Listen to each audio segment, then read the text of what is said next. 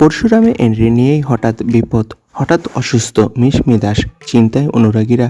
বিস্তারিত জানতে ভিডিওটি দেখুন। পরশুরাম নয়, এবার স্টার জলসার নতুন ধারাবাহিক মিস্টার অ্যান্ড মিসেস পরশুরামে গুরুত্বপূর্ণ চরিত্রে দেখা যাচ্ছে মিশমি দাসকে। সম্প্রতি সোশ্যাল মিডিয়ায় অভিনেত্রী সেটাই জানা যায় ধারাবাহিকে মিশমি অভিনয় করতে চলেছেন নন্দিনী দীক্ষিত নামের এক চরিত্রে। গল্প অনুযায়ী নন্দিনী হলো মূল চরিত্রের দিদি এবং পেশায় একজন আইনজীবী। সত্যের পক্ষে লড়াই করার তার জীবনের মূল লক্ষ্য।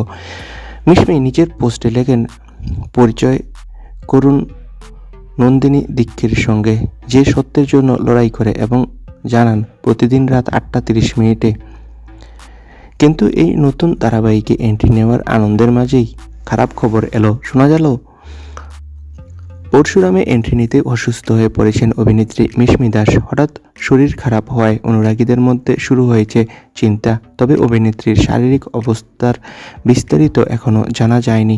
সবাই এখন একটাই প্রশ্ন করছে, নতুন ধারাবাহিক শুরুর আগেই কি বড় সমস্যায় পড়বেন মিশমি?